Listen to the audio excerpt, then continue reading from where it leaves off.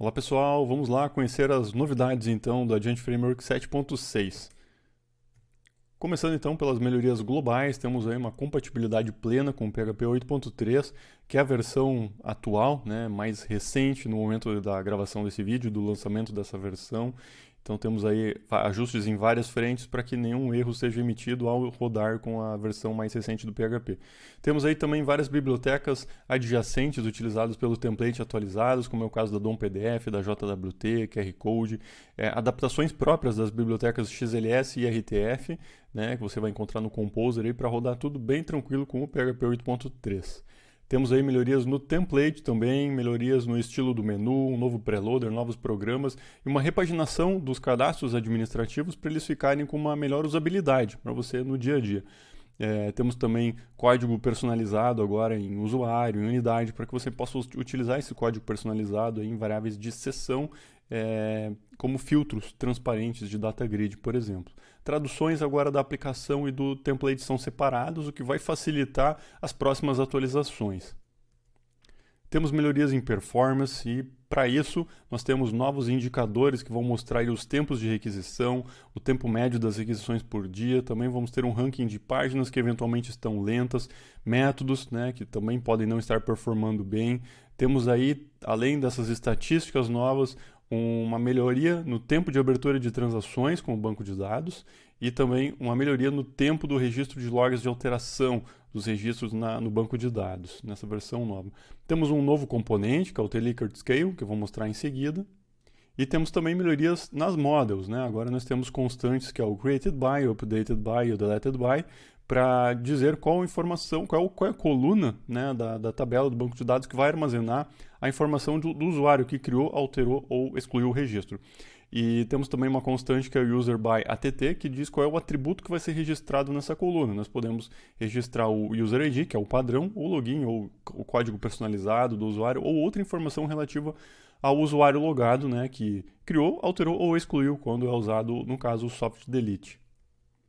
Temos aí a exposição, né, a homologação, né, dá para se dizer oficialização de métodos que já estavam, né, numa versão anterior em preview, mas agora estão oficializados, né, que são métodos de baixo nível para manipulação de banco de dados, para apagar tabela, criar tabela, adicionar coluna, apagar coluna e executar comandos de baixo nível também, e também comandos de baixo nível para manipulação de dados, para coletar dados de um banco através de um SQL puro, ou coisas que já davam para fazer antes usando a PDO, mas agora a gente criou atalhos mais alto nível para fazer as mesmas operações.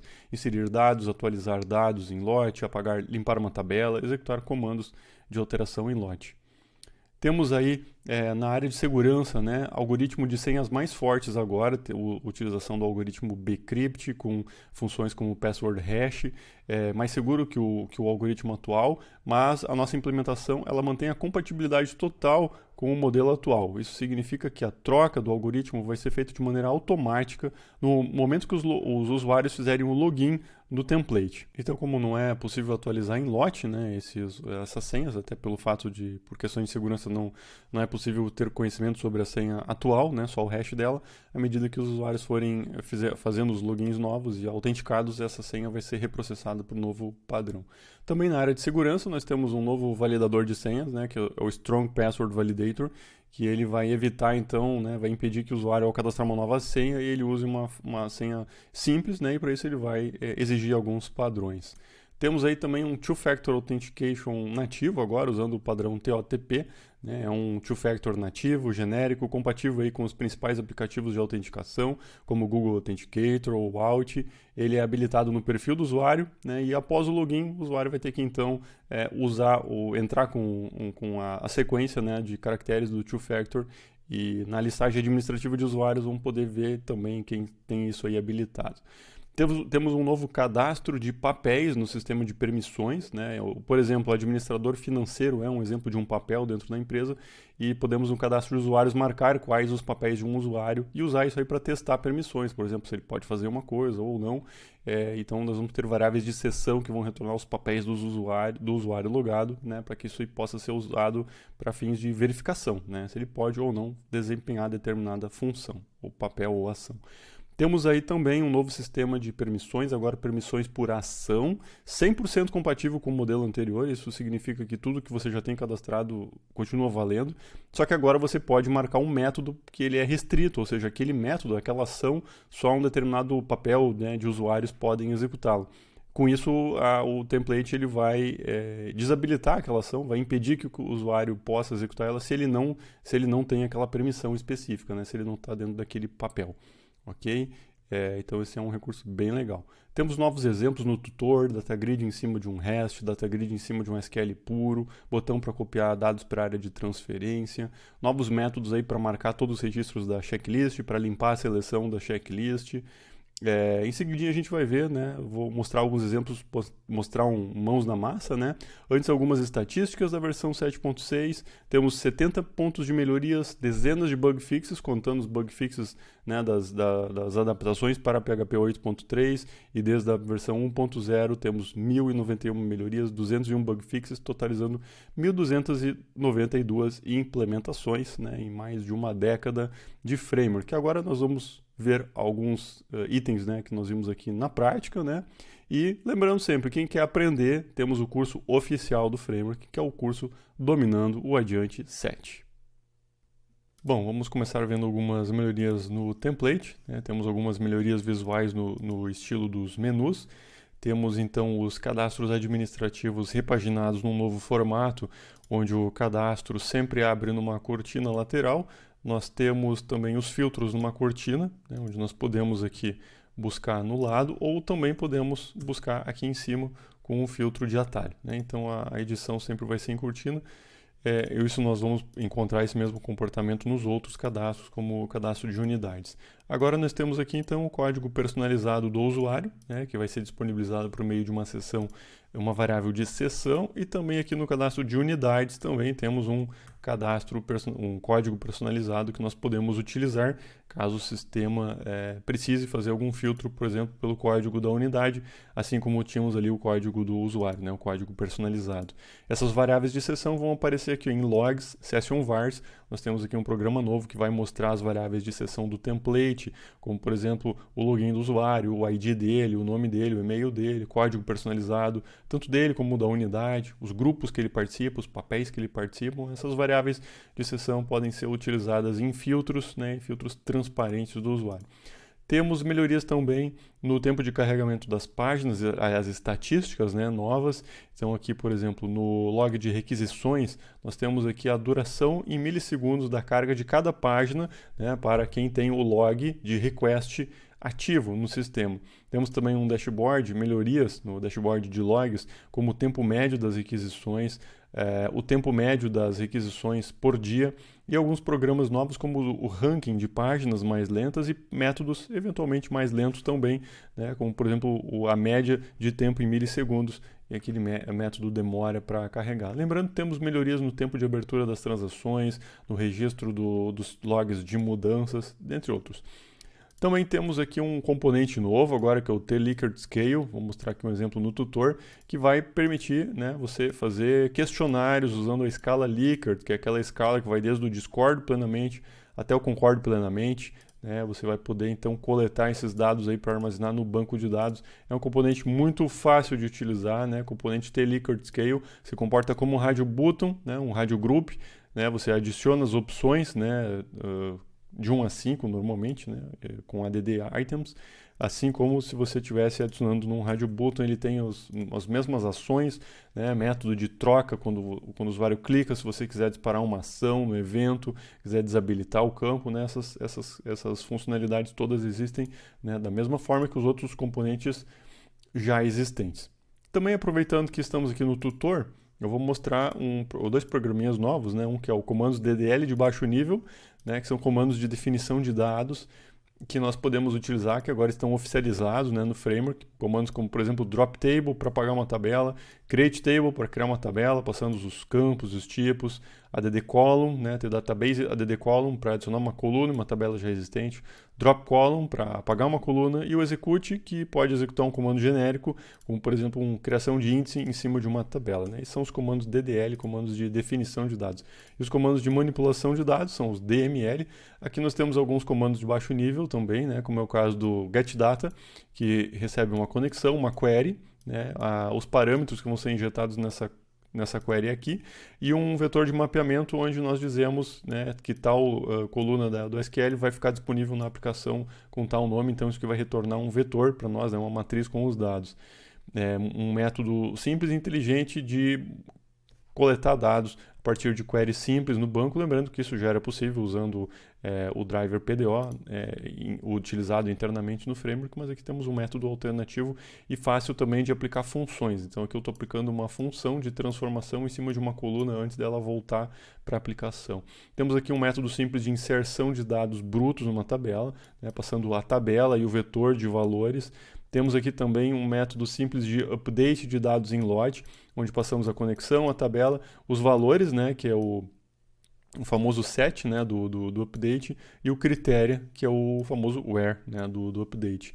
O clear data, que vai limpar uma tabela, e novamente o execute aqui, nesse caso um exemplo de comando DML, que é o caso de um update para reajustar um preço em lote, né? Então aí nós temos dois programinhas que mostram então esses recursos de manipulação de dados.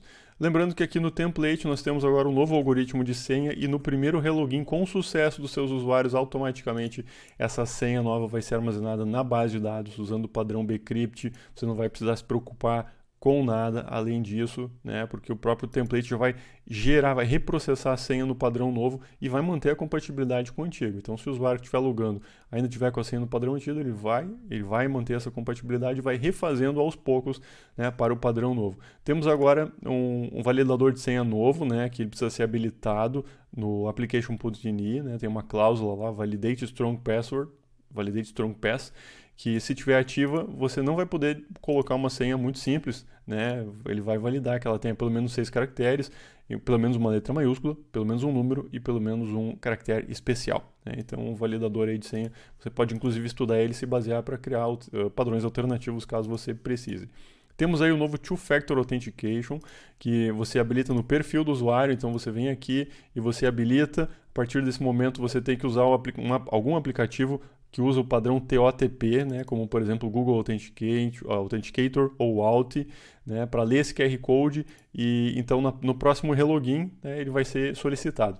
Eu vou aqui verificar quais usuários têm o Two-Factor ligado, estou vendo que o usuário user já tem o Two-Factor ligado, né, e como é que vai funcionar então? Você vai vir aqui e agora vai usar então, né, o código gerado pelo aplicativo de autenticação para colocar esse código aqui e a partir disso conseguir entrar na aplicação. Caso contrário, não vai ter jeito, você não vai conseguir.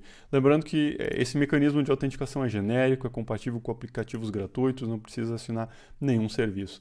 Temos aqui no template também um cadastro novo de papéis, onde o que é um papel? Né? Um papel de um usuário dentro do sistema, é uma função específica que ele realiza, por exemplo, gestor financeiro. Então, à medida que nós cadastramos os papéis, nós podemos jogar eles para os usuários, dizer qual papel é de um usuário, né? E conseguimos ler isso aí por variáveis de exceção para fazer, por exemplo, um if, né? Se o usuário é de um determinado papel, ele pode, por exemplo, executar uma ação, né? E essas variáveis de exceção vocês vão encontrar aqui no session vars, onde nós temos aqui os papéis do usuário, né? Que você vai poder usar depois, por exemplo, num if. Ok? Temos agora também a possibilidade de permissões por ação. Como é que funciona isso? No cadastro de programas, né, você vai vir aqui e agora existe uma opção chamada métodos restritos.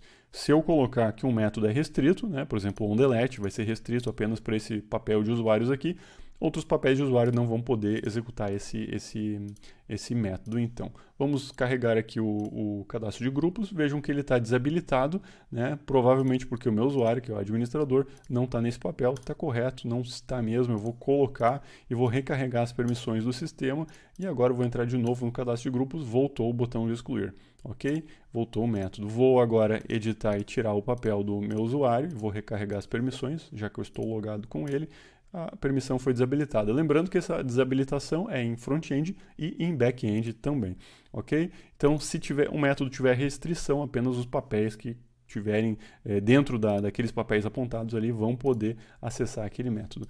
Temos alguns exemplos novos também aqui, por exemplo, no tutor, na área de Data Grids, temos o Data Grid sobre REST, né, um exemplo de utilização da nossa classe do framework, adiante HTTP Client, fazendo um request para um endpoint público, percorrendo os dados e populando uma data grid. Temos aqui também um outro exemplo, data grid sobre consulta SQL, que é um exemplo então de uma data grid em cima de uma query bruta no banco de dados, utilizando o método agora homologado tDatabase getData, né, passando ali injetando alguns filtros, né, usando prepared statements, claro, né, e então você tem esse recurso aí para utilizar agora. E lembrando também, temos agora uma funcionalidade nova, que é o botão de copiar, né? Você pode, a partir de qualquer botão, colocar uma função que vai copiar algum conteúdo para a área de transferência, e tem esse exemplo aqui no tutor, Form Copy Memory View. Também temos alguns exemplos novos na área de checklist, né? Agora checklist, que nós já tínhamos aqui o botão de selecionar tudo e desmarcar tudo, temos também a possibilidade de fazer isso via programação, né? Um método checkall e checknone, que consequentemente disparam os eventos também, né, de selecionar tudo e ler também os dados da checklist, né. Então isso aí você consegue fazer via programação agora, né, usando o método tChecklist, checkall e o checknone. Lembrando que tem um segundo parâmetro aqui que você pode configurar para disparar ou não os eventos associados à troca de valor da checklist, né. Então existe aqui um evento associado que faz uma totalização, isso aí você pode ligar ou não. Ok? Bom, esses são os principais pontos de melhoria, lembrando que nós temos a documentação no site do framework, nós temos as release notes, né, todas as melhorias documentadas em pontos mais detalhados, e temos também tutorial de migração para quem está na versão 7.5, seguir os comandos e conseguir fazer uma migração suave aí para poder utilizar esses novos recursos. Ok? Valeu, pessoal. Até a próxima.